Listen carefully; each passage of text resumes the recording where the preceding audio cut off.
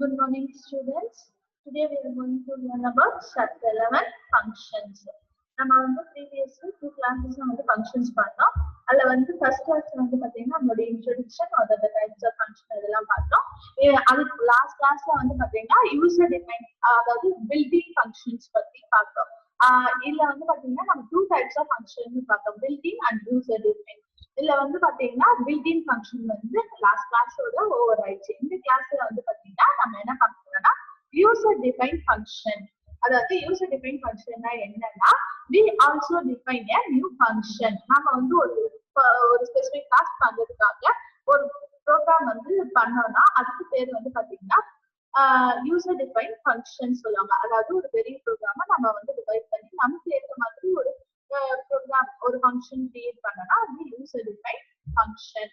இதுல வந்து function definition, first function எப்படி இது பண்றது அப்படி அந்த ஃபங்க்ஷனை வந்து நம்ம எப்படி வந்து டிக்ளேர் பண்றது அப்படின்றதுக்கு ஒரு ஜெனரல் சின்டாக்ஸ் இருக்கு.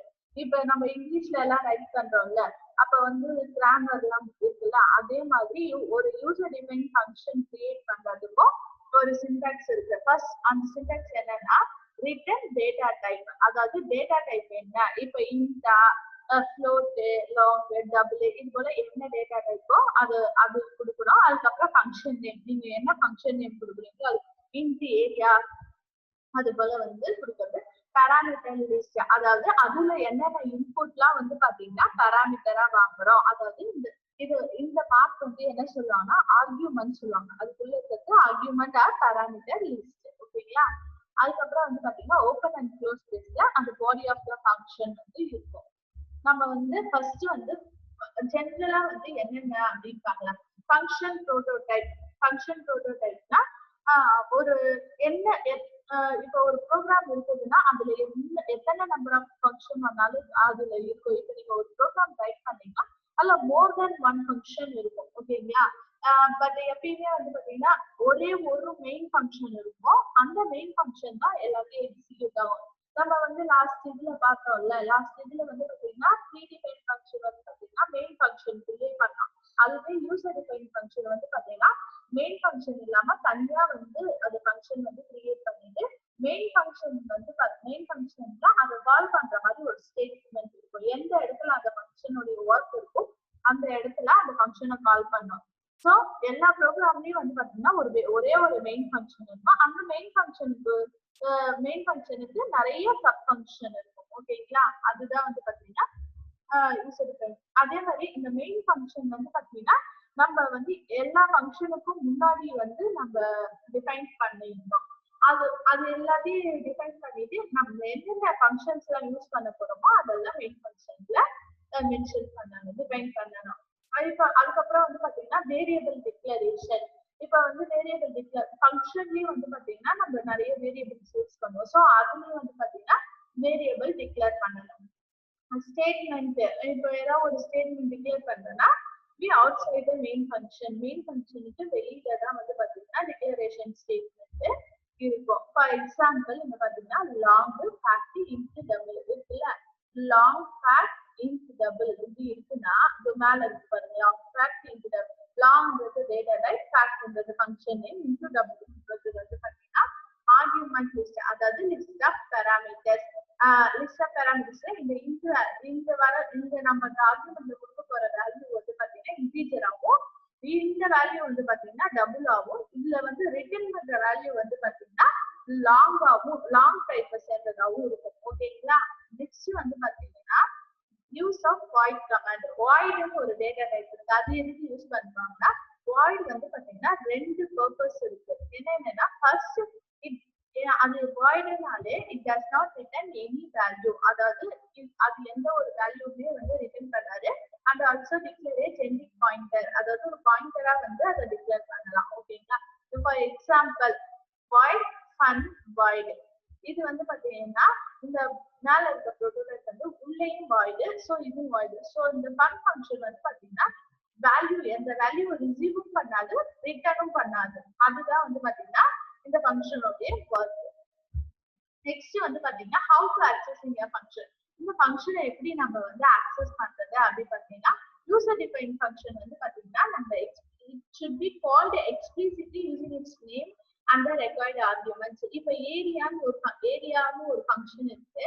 அந்த ஃபங்க்ஷனுக்குள்ள ரெண்டு ஆர்குமெண்ட் இருக்குதுன்னா அதை வந்து எக்ஸ்பிளிசிட்டா அந்த ஏரியாவும் அந்த ஆர்குமெண்ட்டையும் வச்சு நம்ம அந்த ஃபங்க்ஷனை மெயின் ஃபங்க்ஷன்ல கால் பண்ணலாம். ஓகேங்களா? அது வந்து பாத்தீங்கன்னா கம்பைலருக்கு வந்து இப்ப சப்போஸ் வந்து பாத்தீங்கன்னா ஒரே ஃபங்க்ஷன் நேம்ல 2-3 ஃபங்க்ஷனும் ஒரே நேம்ல இருக்கு. அது கம்பைலர் எப்படி புரிஞ்சுக்கணும்னா அதனுடைய ஆர்குமெண்ட் லிஸ்ட் இருக்கு தெரியுமா, அந்த பேராமீட்டர் புரோட்டோடைப் அதை செக் பண்ணும். அதை செக் பண்ணி தான் வந்து பாத்தீங்கன்னா அந்த இடத்துக்கு என்ன ஃபங்க்ஷனோ அதை கரெக்டா வந்து ரெஃபர் பண்ணும். ஓகே, இப்ப வந்து ஆர்குமெண்ட் வந்து மிஸ்மேட்சா இருந்துச்சுன்னா டேட்டா டைப்போட, அப்ப கம்பைலர் வந்து பாத்தீங்கன்னா என்ன பண்ணுன்னா டைப் கன்வர்ஷன் யூஸ் பண்ணும். டைப் கன்வர்ஷன்ல 2 டைப்ஸ் ஆஃப் டைப் கன்வர்ஷன் நம்ம பார்த்தோம்ல சாப்டர் 9ல. என்னென்ன டைப் கன்வர்ஷன்னா implicit and explicit type conversion அந்த பண்ணி ஒர்க் பண்ணும். ஓகேங்களா? டைப் கன்வர்ஷன் வந்து பாத்தீங்கன்னா எல்லா டைமும் வந்து பாத்தீங்கன்னா பாசிபிள் கிடையாது. ஸோ அப்போ வந்து பாத்தீங்கன்னா it producers an error message. Next வந்து பாத்தீங்கன்னா ஃபார் எக்ஸாம்பிள் இப்ப டிஸ்பிளே நான் ஒரு ஃபங்க்ஷன் கொடுத்துருக்கேன். இந்த ஃபங்க்ஷன் வந்து பாத்தீங்கன்னா இதுல வந்து பாத்தீங்கன்னா காலிங் ஃபங்க்ஷனும் கிடையாது. calling the function without a return value and without any argument. அதாவது ரிட்டர்ன் வேல்யூ இல்லாம ஆர்குமெண்ட் இல்லாம வருது. இதுல வந்து பாத்தீங்கன்னா x, y ரெண்டு argument but no return value. இதுல வந்து பாத்தீங்கன்னா ரிட்டர்ன் வேல்யூ வித்தவுட் ஆர்குமெண்ட் கிடையாது. இதுக்கு உண்டான வேல்யூ வந்து எங்க அசைன் ஆகும்னா எக்ஸ்ல அசைன் ஆகும். அதே மாதிரி இதுல வந்து with return value and with argument, அதாவது ரெண்டு ஆர்குமெண்ட்டும் இருக்கு, ரிட்டர்ன் வேல்யூ இருக்கு. ஓகேங்களா? அதுதான் வந்து பாத்தீங்கன்னா டைப்ஸ் ஆஃப் ஃபங்க்ஷன். இது போலதான் ஒவ்வொரு ஃபங்க்ஷனுமே வந்து நம்ம டிஃபைன் பண்ணுவோம். ஃபர்ஸ்ட் வந்து பாத்தீங்கன்னா formal parameters and actual parameters. நம்ம வந்து ஃபார்மல் பாராமீட்டர்ஸ்னா என்ன, ஆக்சுவல் பாராமீட்டர்ஸ்னா என்னன்னு பார்க்கலாம். ஆக்சுவல் ஃபர்ஸ்ட் பாராமீட்டர்ஸ் வந்து பாத்தீங்கன்னா நம்ம ஒரு வேல்யூ வந்து பாஸ் பண்றோம்ல, அதுதான் வந்து பாத்தீங்கன்னா ஆர்குமெண்ட்னு சொல்லுவாங்க, இல்ல பாராமீட்டர் சொல்லுவாங்க. எதுக்காகனா ஒரு ஃபங்க்ஷனை கால் பண்றதுக்காக நம்ம அதை யூஸ் பண்றோம். இப்ப வந்து பாத்தீங்கன்னா ஃபங்க்ஷன் டெஃபினிஷன்ல வந்து யூஸ் பண்றத ஃபார்மல் பாராமீட்டர்னும் கான்ஸ்டன்ட் வேரியபிள் எக்ஸ்பிரஷன் இதெல்லாம் யூஸ் பண்ணி நம்ம ஒரு ஃபங்க்ஷனை கால் பண்ண யூஸ் பண்றது ஆக்சுவல் பாராமீட்டர்ஸ்னு சொல்லுவோம். ஃபார் எக்ஸாம்பிள் வந்து பாத்தீங்கன்னா இது வந்து பாத்தீங்கன்னா ஃபங்க்ஷன் சம்ன்றது ஒரு ஃபங்க்ஷன். அந்த ஃபங்க்ஷனுக்குள்ள ரெண்டு ஆர்குமெண்ட் வந்து நம்ம பாஸ் பண்றோம், int x, int y. இது ரெண்டும் என்ன சொல்லுவாங்கன்னா ஃபார்மல் பாராமீட்டர்ஸ். அதுவே மெயின் ஃபங்க்ஷன்ல இந்த சம் ஃபங்க்ஷனை வந்து நம்ம கால் பண்ண போறோம் அப்படின்னா இப்ப வந்து அந்த சம் ஃபங்க்ஷன் எங்க கால் பண்றது, சம் ரெண்டு வேரியபிள் என்னது a, b. இது வந்து பாத்தீங்கன்னா ஆக்சுவல் பாராமீட்டர், அதாவது நம்ம கால் பண்ணக்குள்ள யூஸ் பண்ற பாராமீட்டர்ஸ் வந்து ஆக்சுவல் பாராமீட்டர்ஸ். அது ஃபங்க்ஷன் டெஃபினிஷன்ல யூஸ் பண்ற பாராமீட்டர்ஸ் வந்து என்னது, ஃபார்மல் பாராமீட்டர்ஸ். ஓகேங்களா? நெக்ஸ்ட் வந்து பாத்தீங்கன்னா டிஃபால்ட் ஆர்குமெண்ட். இப்போ வந்து சம்டைம்ஸ் வந்து பாத்தீங்கன்னா can assign the default values to the formal parameters. formal parameters default ஒரு வேல்யூ வந்து நம்மளால அசைன் பண்ண முடியும். அப்ப அசைன் பண்ணோம்னா நம்ம வந்து ஆக்சுவல் அது கால் பண்ணக்குள்ள அந்த வேல்யூஸை ஒமிட் பண்ணிட்டு வேற வேல்யூஸ் கூட நம்மளால போட முடியும். இப்போ ஒரு ஃபங்க்ஷன் கால் பண்றோம்னா இப்ப சப்போஸ் அதுல ஏதோ ஒரு ஆர்குமெண்ட் மிஸ் ஆயிருக்கு அப்படின்னா கம்பைலர் என்ன பண்ணணும்னா டிஃபால்ட்டா வந்து ஒரு ஆர்குமெண்ட் எடுத்துக்கும். அதுக்கு பேர் தான் வந்து பாத்தீங்கன்னா ஃபங்க்ஷன். அந்த டிஃபால்ட் வேல்யூ எப்படி இருக்குன்னா இந்த ஃபார்ம் ஆஃப் வேரியபிள் இனிஷியலைசேஷன். இப்ப நம்ம int x int y பார்த்தோம்ல ஃபார்மல் ஆர்குமெண்ட்ல, இப்ப ஏதாவது வேல்யூ மிஸ் ஆயிருந்துச்சுன்னா அதை வேரியபிள் int x = 10 அது போல வந்து இனிஷியலைஸ் பண்ணிக்கும் டிஃபால்ட் வேல்யூ. ஓகேங்களா? ஃபார் எக்ஸாம்பிள் இது பாத்தீங்கன்னா boy default value int n1 = 10 நம்ம சொன்னல int x = 4 அது போல வந்து உள்ள வந்து இனிஷியலைஸ் பண்ணிக்கோ. இதுதான் வந்து பாத்தீங்கன்னா டிஃபால்ட் ஆர்குமெண்ட்ஸ். இந்த டிஃபால்ட் ஆர்குமெண்ட்ஸ் வந்து பாத்தீங்கன்னா ஃபங்க்ஷன்ல வந்து பாத்தீங்கன்னா call statement with partial or no ஆர்குமெண்ட்னு சொல்லுவாங்க. For example default value of x, y. இப்போ இதுக்கு டிஃபால்ட் வேல்யூ வந்து 200, 500, 150 அப்படி கொடுக்கலாம். டிஃபால்ட் 150. இது போல வந்து இதெல்லாம் டைப்ஸ் ஆஃப் எப்படிலாம் நம்ம வந்து டிஃபால்ட் வேல்யூ கொடுக்குறது அப்படின்றதுக்கு. இதுல வந்து ஃபங்க்ஷன் ப்ரோட்டோடைப் வந்து எப்படின்னா ரைட் டு லெஃப்ட். இந்த டிஃபால்ட் வேல்யூஸ் வந்து பாத்தீங்கன்னா ஆர்குமெண்ட் லிஸ்டா வந்து கன்சிடர் ஆகும். ஓகேங்களா? எப்படின்னா இப்போ x, y இது வந்து இதுக்கு தனியா ஒரு டிஃபால்ட் வேல்யூ இருக்கும். இப்போ டிஃபால்ட் வேல்யூ ஆஃப் 200, 150. இதுக்கு டிஃபால்ட் வேல்யூ என்னது 10, 100. டிஃபால்ட் வேல்யூ ஆஃப் 150 என்னது 150, 100. 10,150 இது போல வருது வந்து பாத்தீங்கன்னா இந்த எக்ஸாம். நெக்ஸ்ட் வந்து பாத்தீங்கன்னா இது வந்து பாத்தீங்கன்னா இன்வாலிட் புரோட்டோடைப். நாம வந்து இங்க கொடுக்குறோம்ல ஒரே ஒரு ஆர்குமெண்ட், அதுவே வந்து இங்க பாருங்க n1 = 9 ஒரு ஆர்குமெண்ட் உடைய வேரியபிளை வந்து இனிஷியலைஸ் பண்ணுது. பண்ணா ரெண்டு புரோட்டோடைப்பையும் வந்து ஒன்னா தான் இனிஷியலைஸ் பண்ணா, இல்லனா இது வந்து பாத்தீங்கன்னா இன்வாலிட். இப்ப வந்து வேலிட்னா ஃபர்ஸ்ட் வந்து பாத்தீங்கன்னா எப்பயுமே ஃபர்ஸ்ட் ஸ்ட்ரிங் எடுத்து செகண்ட் ஸ்ட்ரிங் இனிஷியலைஸ் பண்ணலாம். ஆனா செகண்ட் எடுத்து ஃபர்ஸ்ட் வந்து இனிஷியலைஸ் பண்ண முடியாது. அது போல பண்ணா அது இன்வாலிட். ஓகேங்களா? நெக்ஸ்ட் வந்து பாத்தீங்கன்னா கான்ஸ்டன்ட் ஆர்குமெண்ட். கான்ஸ்டன்ட் ஆர்குமெண்ட் எப்படி டிக்ளேர் பண்ணுவாங்கன்னா யூசிங் தி கீவேர்ட் கான்ஸ்டன்ட் ஒரு கீவேர்ட் யூஸ் பண்ணி கான்ஸ்டன்ட் வேரியபிளை வந்து டிக்ளேர் பண்ணுவாங்க. ஓகேங்களா? இது வந்து பாத்தீங்கன்னா அந்த வேல்யூ வந்து ஸ்டேபிளா இருக்கும். அதாவது இப்போ ஃபங்க்ஷன் கால் பண்றப்பயோ இல்ல ஒரு ஃபங்க்ஷன் வந்து வேல்யூ ரிட்டர்ன் பண்றப்பயோ அந்த வேல்யூ வந்து சேஞ்ச் ஆகாம ஸ்டேபிளா சேம் வேல்யூவா இருக்கிறதுக்கு வந்து என்ன பண்ணுவாங்கன்னா இந்த கான்ஸ்டன்ட் கீவேர்ட் வந்து யூஸ் பண்ணுவாங்க. It cannot change the value during the execution of the program. ஓகேங்களா? For example, return type function name const data type variable equal to value.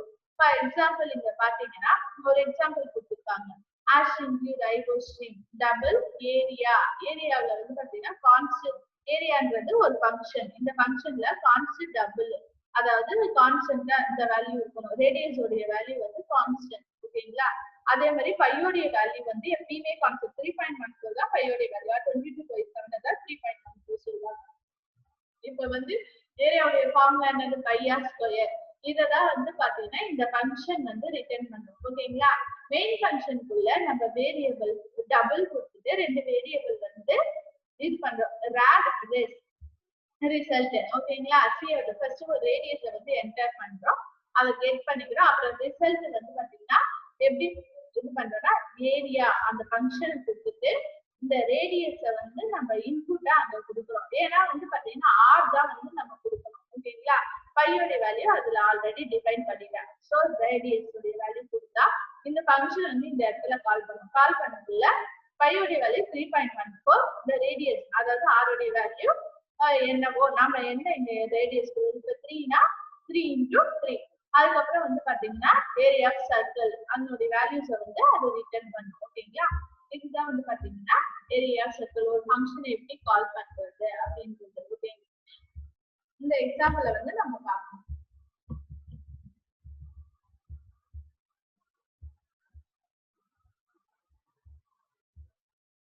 இப்ப வந்து பாத்தீங்கன்னா நம்ம வந்து கான்ஸ்டன்ட் டபுள், இது வந்து பாத்தீங்கன்னா ஆர் வந்து டபுள் டேட்டா டைப் பண்ணது பை வேல்யூ.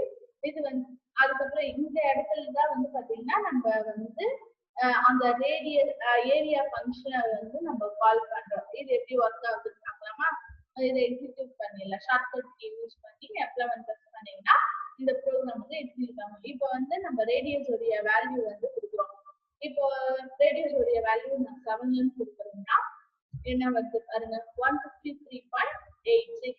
இதே மாதிரி வந்து பாத்தீங்கன்னா நீங்க இப்ப இது ஏரியா ஆஃப் சர்க்கிள் இருக்குல்ல, நீங்க வந்து பெரிமீட்டர் ஆஃப் சர்க்கிள் அதுக்கு உண்டான வேல்யூவை வந்து கண்டுபிடிக்கணும். இதே மாதிரி ஒரு கோடிங் ரைட் பண்ணி ஃபங்க்ஷன் யூஸ் பண்ணி கால் பண்ணணும் பெரிமீட்டர். ஓகேங்களா?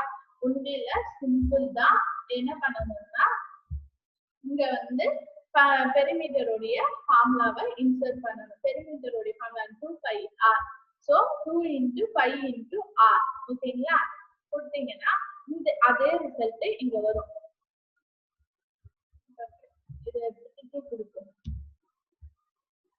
கொடுத்துட்டு ஏரியாவை பத்தி பெரிமீட்டர் கொடுத்தாச்சு. பெரிமீட்டரா சர்க்கிள் சேவ் பண்ணிக்கோங்க. சேவ் பண்ணிட்டு நம்ம எக்ஸிக்யூட் பண்ணணும். F11 பிரஸ் பண்ணீங்கன்னா ரன் ஆகும். ஓகேங்களா? இப்ப ரன் ஆச்சுன்னா இப்போ ஒரு ரேடியஸ் வந்து நான் கொடுக்குறேன். கொடுத்ததும் 31.4. இதுதான் வந்து பாத்தீங்கன்னா பெரிமீட்டர் ஆஃப் சர்க்கிள். இது போல வந்து இது perimeter of circle, area of circle நம்ம பார்த்தோம்ல, அதே மாதிரி உங்களுக்கு அசைன்மெண்ட் என்னன்னா area of cylinder, area of சிலிண்டரும் அதுக்கப்புறம் வால்யூம் ஆஃப் சிலிண்டர், இது ரெண்டையும் வந்து பாத்தீங்கன்னா நீங்க ப்ரோக்ராம் ரைட் பண்ணி அதை ரன் பண்ணி அவுட்புட் என்ன அப்படின்றத காமிக்கணும். அதே மாதிரி கீழே லிங்க்ல வந்து ஒரு அசைன்மெண்ட் இருக்கு, அதையும் வந்து காப்பி பண்ணிக்கோங்க. தேங்க்யூ. இதோட இந்த கிளாஸ் வந்து முடியுது.